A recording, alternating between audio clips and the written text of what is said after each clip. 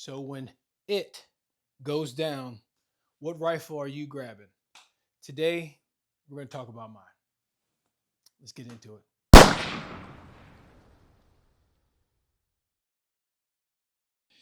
All right, first things first, YouTube. I am in a safe and controlled environment. All weapons that you see here today have already been cleared. There's no ammo around.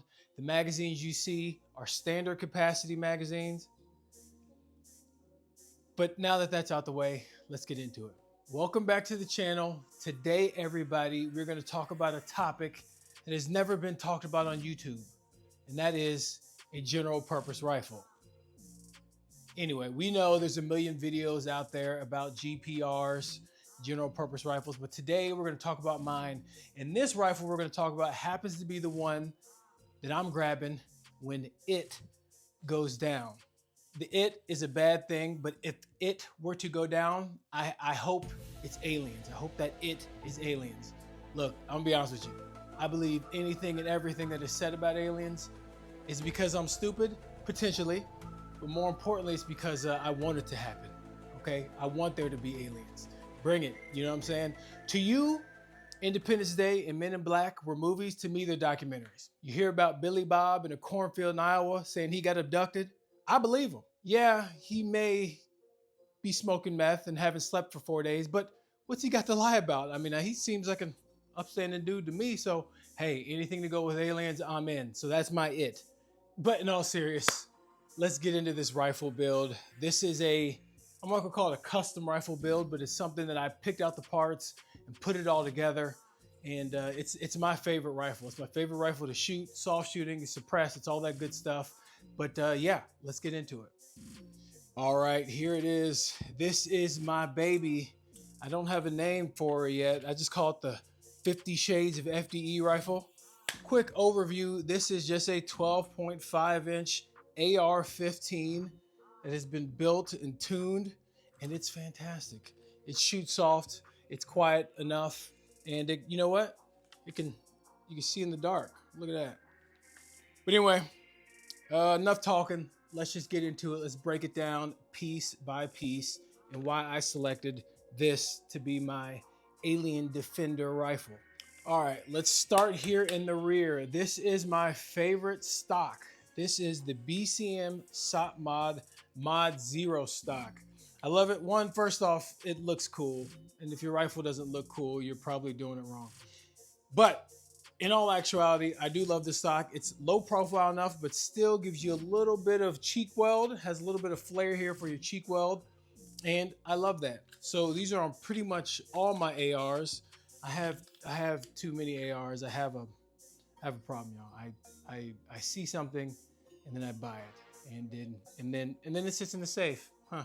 Anyway, let's get into the sling real quick. This is an Edgar Sherman design 2-point sling, and I like it.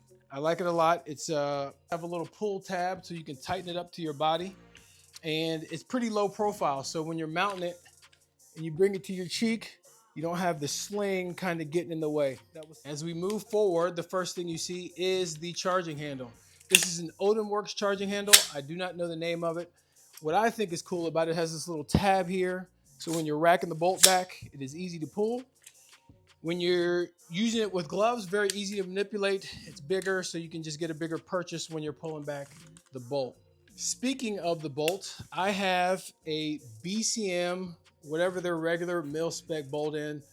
I love these BCMs. I've had no issues with them. They're relatively cheap, and I try and put them in as many rifles as I can. And yeah, I've had no issues with the BCM bolt. The upper receiver is, honestly, I don't know where I got this upper receiver. It's nothing special. It's just a hunk of metal. It is the mil spec, and so it holds everything it needs to. Now moving to the lower receiver, the first thing you'll notice is I have a BCM Mod 3 pistol grip and flat dark earth. I don't like the A2 style. This is a little bit more pistol grippy, I guess, if that makes sense. The angle of it isn't nearly as aggressive as the A2. The A2 grip angle isn't terrible, but this is just a lot more comfortable to shoot. So I choose the BCM grips. I do like the B5 grips as well, and the Magpul grips. They're all pretty good. They're not too much different. So it's the BCM is what I had. It's what I put on this guy. Now that BCM grip is attached to a standard Millsick BCM lower in FDE. These are sometimes hard to find. If you go to Primary Arms, they got a lot of them in stock now, but that is my favorite lower, and I like the color scheme to go with my 50 Shades of FDE rifle. But yeah, that is just a mil-spec standard BCM lower. Now getting into the heart of the lower is the trigger. I love Geissele triggers. I have them in most of my ARs. This is a standard dynamic combat trigger. It is a 2-stage trigger. So for those of you who don't know what that means, let's take it off safe. A 2-stage trigger has a little bit of slack. There's stage 1 and then the break. Nice reset, if I can do it on camera. There we go. Well, that was awkward, but we're here. And then a nice clean reset. And I love these triggers. I like the flat face on the trigger. Does that really make a difference? No, but I think it looks cool. So we're going with them. Again, that is a super dynamic combat from Geissele. I have them in most of my ARs. Now getting to what's sitting on top of the upper is the Optic. And this is a Aimpoint Cop M4S. Why did I go with Aimpoint? I went with Aimpoint because they're tanks. They won't break. And I just needed a red dot. On the inside, it is a 2 MOA dot. It's a pretty basic optic. They're pretty old, but they're gonna last forever. And that's why I got them, you know, especially when the world ends. Who knows what the aliens are gonna bring down? They could have lasers and all that kind of stuff. I need something that's bomb proof. So that's why I got this guy. Again, 2 MOA dot, nothing special with it. I do have a Ranger wrap. I have it wrapped in a Ranger wrap like cover to kind of protect the finish on it, even though this thing is old. It works cool and I think it looks good. So again, your rifle has to look good or you're doing it wrong. This optic is sitting on top of a ScalarWorks mount. It is a lower 1/3 mount. I like the lower mounts. I don't necessarily need the super tall Unity mounts. I have one of those and they're cool, but I can't get a good cheek weld. So I've kind of reverted back to a lower 1/3 mount. I think it's just the right height for me. I do not have night vision yet. That may change whenever I get into the night vision game, but you know, I'm not going to build a rifle for something I don't have. So that's what I have on that. And the ScalarWorks mounts, they're always great. They're skeletized, they're pretty light and they're rugged. And again, they look cool. I mean, that's, guys, how many times I got to say it? It's, if you don't look cool while you're doing this, while you're LARPing in the mirror in your underwear in front of your wife, what's the point of having this stuff? It's probably too much information. Moving forward, we're going to get into the rail and barrel system, the barrel setups. The rail I have on this is from a company called Ripcord Industries. I hadn't heard of them until this year, until I saw the Dirty Civilian video, and I was like, man, that rifle looks cool. So I went and looked at them, and these things are pretty durable, and I've pretty much fallen in love with them. This is an LDR-A rail. It has a little piece of Arca right here, so if you want to do that, you want to put it on a tripod, you can mount it to an Arca setup. So that's pretty cool. But like I said, 11.55 inches. M-LOK, it has 1, 2, 3, 4, 5, 6, 7 M-LOK spots pretty much around the whole thing. And it's pretty good at heat mitigation. As you see, this rifle is suppressed. It's pretty good at heat mitigation. You do long strings of fire. Obviously, the firearm's going to heat up. And this does a decent job of, you know, keeping my hand not too hot or not burning my hand. If I do 300 rounds at the range, I don't have to put my glove on until later on in that session. So that's always good. But again, I love these. They're durable. They're not too heavy. They're not really heavy at all. And again, did I say it? They look cool. Now, inside of that rail, another very key component of a rifle is the barrel. And this is a Roscoe manufacturing. This is their Bloodline series. This is a 1-in-7 twist, and it is a 12.5 inch barrel.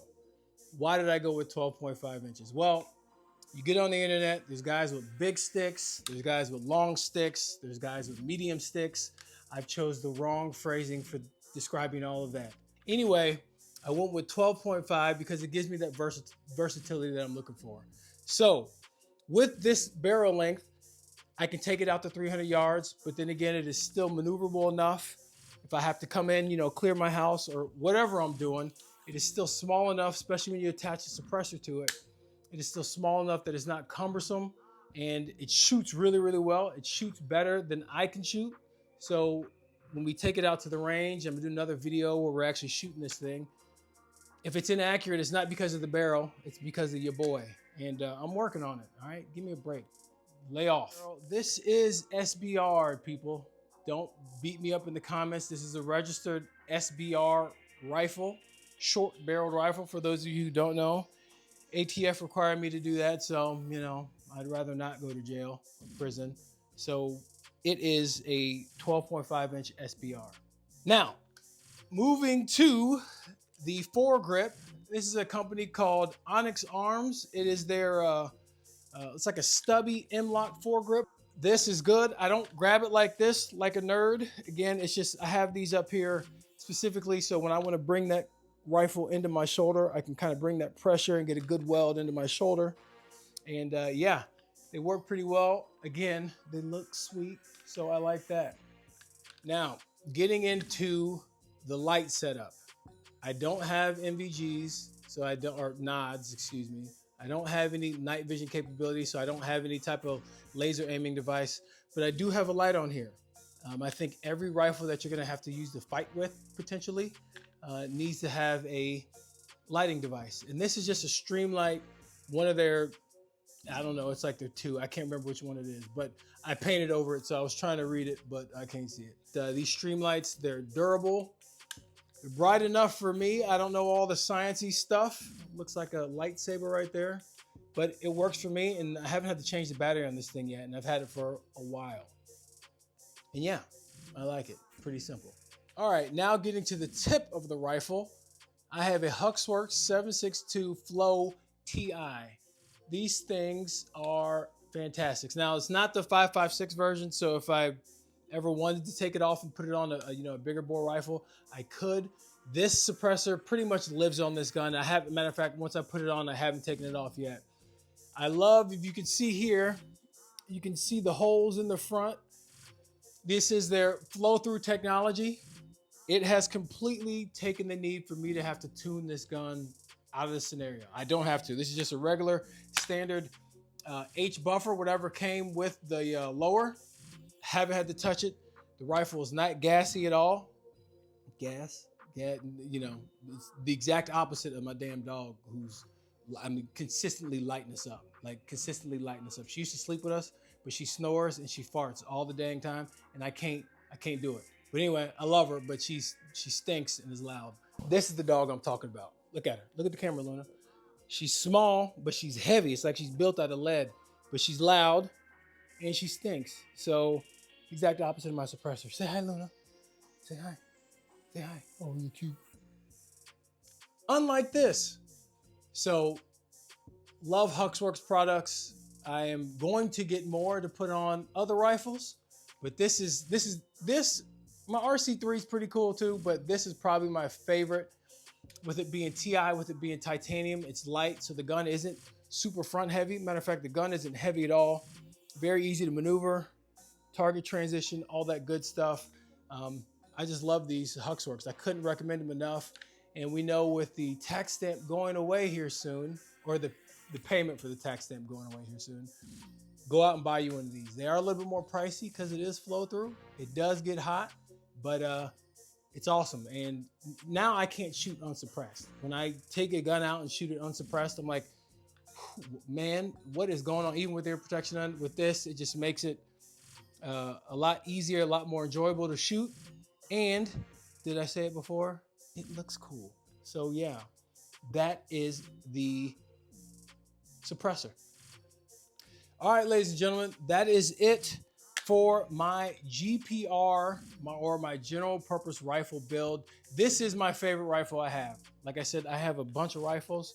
This one has grown to me. I like it. I like it a lot. And the next part of this, the next video in this GPR series is going to be actually shooting it on the range. Nobody, I'm pretty enough, but y'all don't want to see me talking. Y'all would much rather see me shooting. So the next video will be part 2 to this, and we'll go out, We'll do some drills up close. We'll shoot out the distance, and I'll show you why I actually prefer this rifle setup, and we'll get more into it and have a little bit more fun. But anyway, enough of me talking. You guys tell me your preferred alien eliminator weapon, okay? Because that's what this is, right? If I was in Men in Black with Big Willie style, it wouldn't have been no movie, wouldn't have been no documentary. We just handled all the aliens, but I wasn't. So here we are with me rambling. Anyway, like, comment, subscribe. Tell me what your GPR is, how you have it set up, and if mine sucks. It probably doesn't, but let me know if it does. Again, thank you for watching, and stay tuned for part 2.